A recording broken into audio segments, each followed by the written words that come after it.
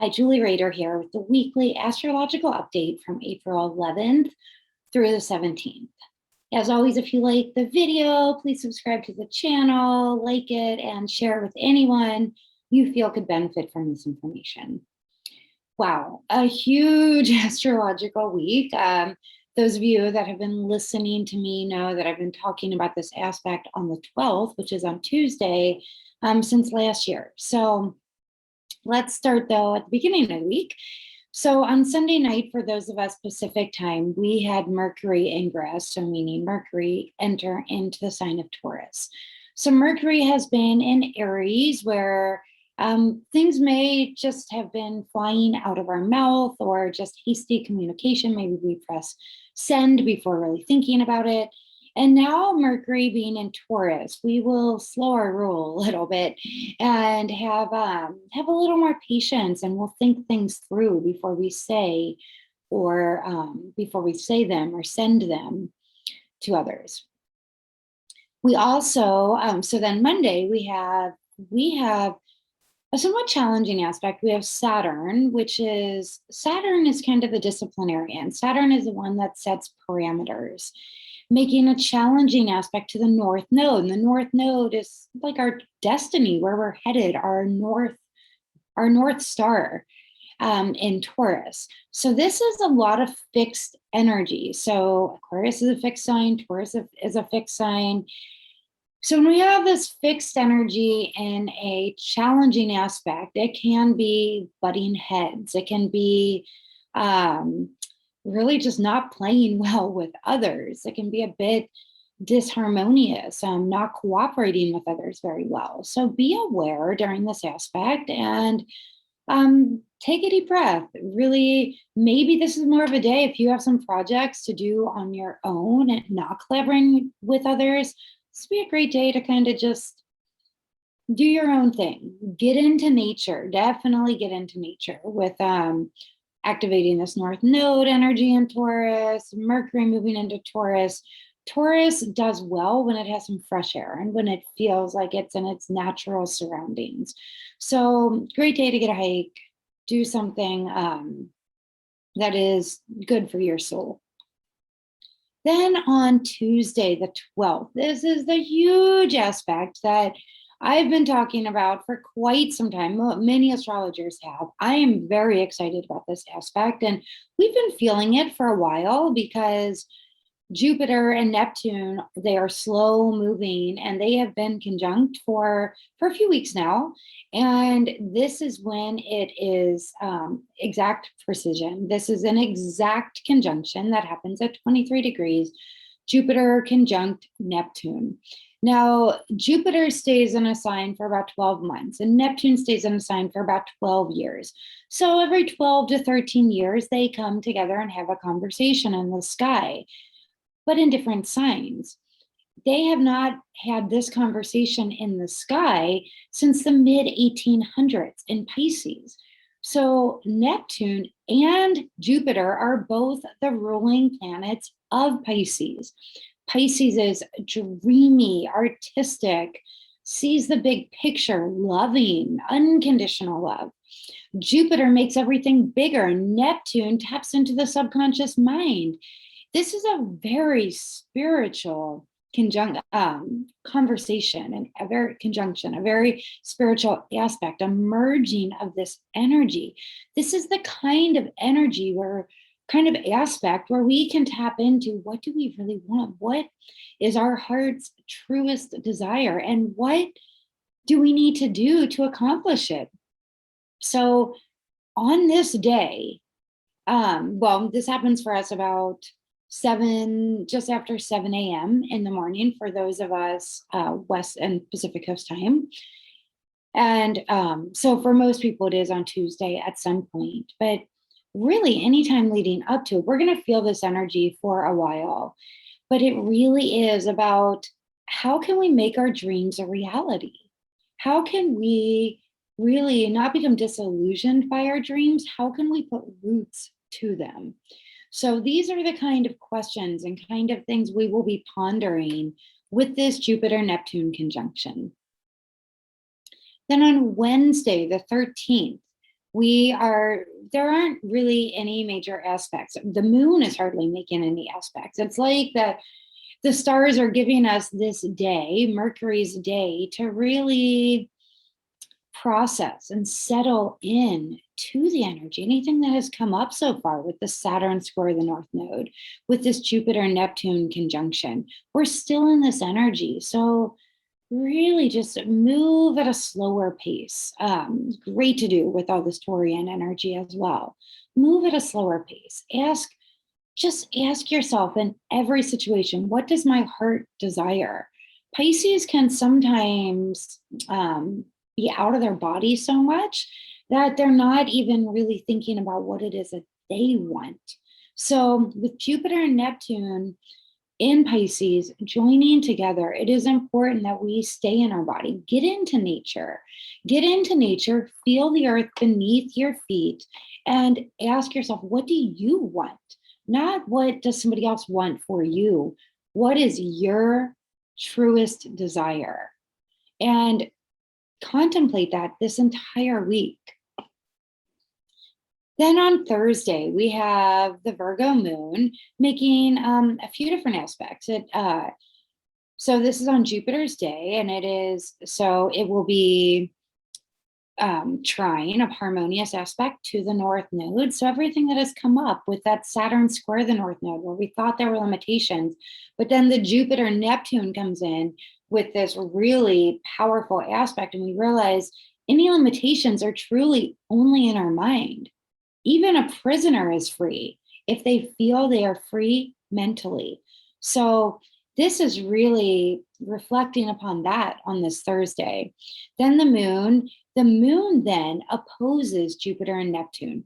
And we have the ability, the opportunity to look at, okay, are we going to feel rebellious and unstable, a sense of instability with this opposition? Or can we use this opposition, the moon and practical Virgo, opposing both Jupiter and Neptune that are joined together?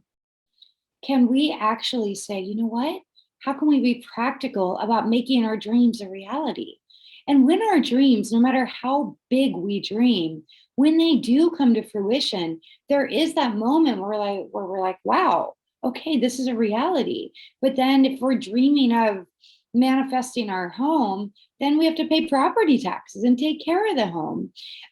Anything we have a dream about that becomes a reality, then we're looking at, okay, what's the real side of this? So it brings us back down to earth. Then the last aspect this Virgo moon has at 11:11 a.m. Pacific time is a harmonious trine to Pluto.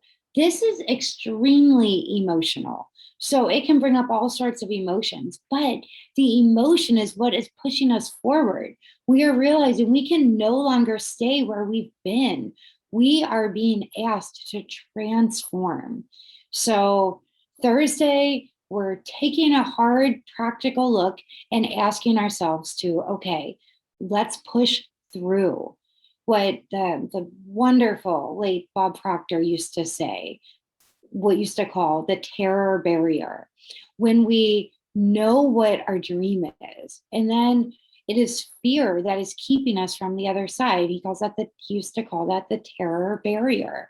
That's what this Thursday is acting upon. We are being shown the realistic, practical side, and we are saying, okay, how can we push through this? How can we make this a reality, even though it is uncomfortable? And then that evening, Mars moves into Pisces. Talk about uncomfortable. Mars is not comfortable in Pisces. Pisces wants to dream and float, and it's watery. It can water down the fiery nature of Mars. But Mars wants to run. And Pisces is like, no, I'm going to ask you to swim. I'm going to actually throw you into the waves and ask you to become one with the waves. Become one so much that you learn to surf the waves, but in a way where you have to surrender a bit to Mother Nature, to a force that is more powerful than you. And that's what Mars in Pisces asks us to do. It's what forces us to do, really. So that evening, for those of that specific time, many of you, that will be on Friday, Mars moves into Pisces, where it now will be joining Venus again. Venus has been in Pisces for about a week now. Then on Friday, Venus's day, and Good Friday, for those of you that celebrate Easter. This is a day of processing. So much energy this week. So much. There's some opposition, really, and actually, we're about to go into the opposition that happens every month, which is the full moon. I'll talk about that in a moment. But Friday is a day of processing all the oppositions, all the conjunctions, all the dreaminess, all the areas that are asking us to be practical, all of the energy of pushing through the discomfort. Friday on Venus's day, do something good for yourself. Maybe get a mani-pedi, maybe go to the spa, maybe just simply take a bath, or walk near the water. And again, move slowly. And then on Saturday, the 16th, we have the full moon. We have the Libra full moon. So we have the moon. This full moon is there. It is square. So the sun and moon are square Pluto. Pluto, again, remember, Pluto was active just a couple of days ago, with the moon. But Pluto is about transformation. It's about the phoenix rising out of the aspect. So we have the sun and moon. So this is forming what we call a T square, because we have an opposition and a square. So when we have a T square, we are being asked to take action. So we have seen the dream. It has been revealed to us. We have also seen the practical steps that we need to take in order for the dream to become a reality. Now we're being asked, okay, what are we going to do with it? We're given this information. Are we going to take action? So this moon in Libra, it is also, the moon is also trine Saturn. So Saturn again, so it's a harmonious aspect with Saturn, but Saturn is asking us to do the work.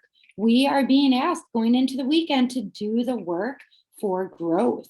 Then we have the last aspect, that this full moon, which is at about 22 degrees, I believe. Let me look and see. It is happening at 26 degrees. So almost 27 degrees, actually. Another full moon at 27 degrees. So this full moon is happening at 27 degrees of Libra. So we are this right after it, it has this exact square to Pluto, and then the moon moves into Scorpio. Now, if you're not fully ready to take the action yet, then remember, Scorpio is the great detective. You can do some more research, but we still must take action. So the first aspect that the moon in Scorpio has right after the full moon is a beautiful trine to Mars. So very intuitive, because remember, Mars is in Pisces. So our intuition is going to be really strong. We must follow that inner voice, that guiding light, because it is really talking to us all week long. Make sure you listen to your inner wisdom rather than the fear, and tune in so much that you can distinguish between the two. And then finally on Sunday, on Easter Sunday, happy Easter for those of you that celebrate Easter. On the 17th, we have Mercury in Taurus, making a beautiful harmonious sextile to Venus and Pisces. This is a really, really beautiful aspect. This is the kind of aspect where things flow. We can really, this is the kind of aspect where it's important that we tell our loved ones, how much we love and appreciate them. And then Mercury then conjoins Uranus in Taurus. So Taurian energy is quite strong, especially on Easter Sunday. And Taurus wants us to slow down. It wants us to put roots down, but in a way that is strategic and methodical. So these are some really beautiful energy. Well, the Mercury sextile Venus is a beautiful energy for Easter Sunday. The Mercury conjunct Uranus can have us just take a deep breath before you speak. And luckily, it's in the Taurus energy, so it slows it down. But Mercury conjunct Uranus, things can fly out of our mouth, or we may hear some unexpected news, things like that. But enjoy as much as you can. This week, get really in touch with your intuition. Trust your dreams. Know the difference between fear and excitement or enthusiasm, or just push through, as Bob Proctor used to say, push through those terror barriers and make your dreams a reality. Thank you so much for watching and listening, and I'll see you in the next video. Next video, I'll be doing one, the full moon. I'll be doing that very shortly, and I'll do that through the signs. Okay, thanks for watching.